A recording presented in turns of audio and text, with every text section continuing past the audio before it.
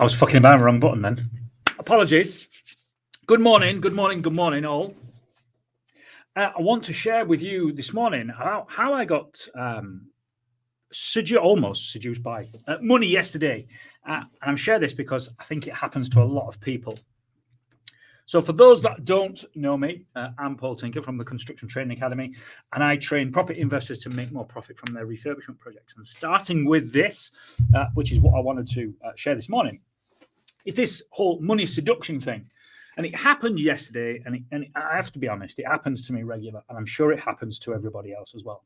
So we was carrying out a tendering exercise for a wider project. For those that don't know what that is, tendering is when you go out and buy the job, when you go out and get prices back from contractors to carry out elemental pieces of work for you on your projects.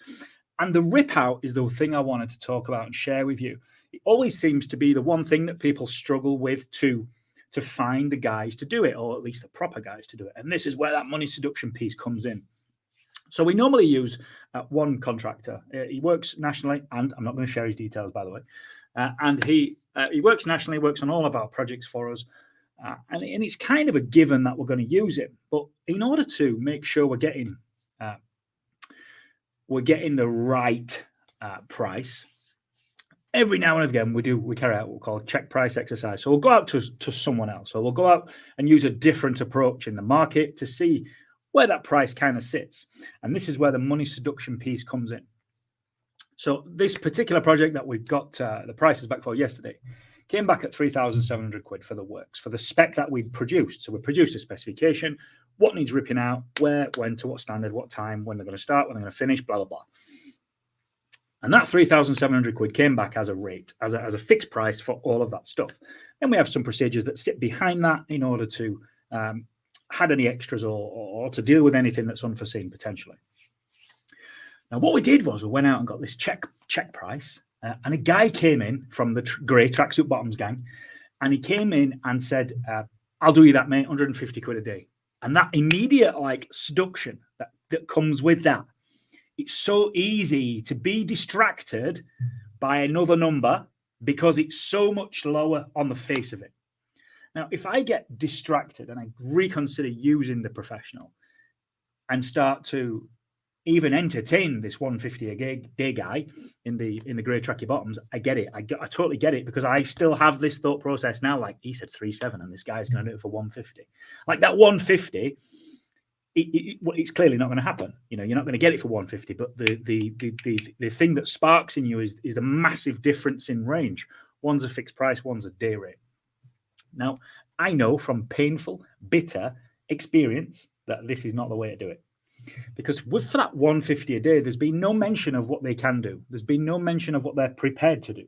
No mention that they're going to do it safely. No mention that they're going to do it properly. No mention of how many days. No mention of how many men. How many hours they'll do in that day. Don't know what a specification is if they can actually read it, or understand it, or know what it is, or understand a drawing, or compute, or any of that, understand any sort of dialogue that comes with that. So with that fixed price, I know exactly what I'm going to get. I know exactly when they're going to start. I know exactly when they're going to take. And I know this from experience of working with these guys. I know that what standard I'm going to get it, and how I'm able to then embed that piece of work into the project at large. And so therefore I can make my trade transition much shorter. Now, with the 150 quid a day gang, with the what do you call it, the grey tracksuit bottom gang, like, I can't do any of that. I don't know what standard I'm going to get. I don't know how long it's going to take. I don't know. Morning, Richard. I don't know how long. I don't know how safely they're going to be operating in. I'm likely going to be breaching the CDM regs at some point in that process. There's no accountability. There's no nothing. But I understand the temptation, and I understand the thought process behind. I've got 3.7 over here and I've got 150 here. We all know that it's not going to be 150 quid, but there's no way you can compare the two, because the incomparable methodologies of pricing up that particular piece of work. I hope that's made sense, and I hope that's helped this morning. Morning, Melinda. I hope you're well.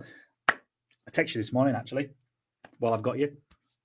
Have an amazing week. For those that's coming on Saturday night, I shall see you there. Networking event on Saturday night. And also for those that are looking for help in getting a bit of organisation to TSB's tracksuit blokes. I love it. Get a bit of organisation to their life and business. We've got a free training, a free challenge running next week. You can register for that over on our website. In fact, I'll file a link into the chat. It's www.constructiontrainingacademy.com/bulletproof challenge. Upgrade your life with us next week. It's going to be great. I'll see you later. Have an amazing week.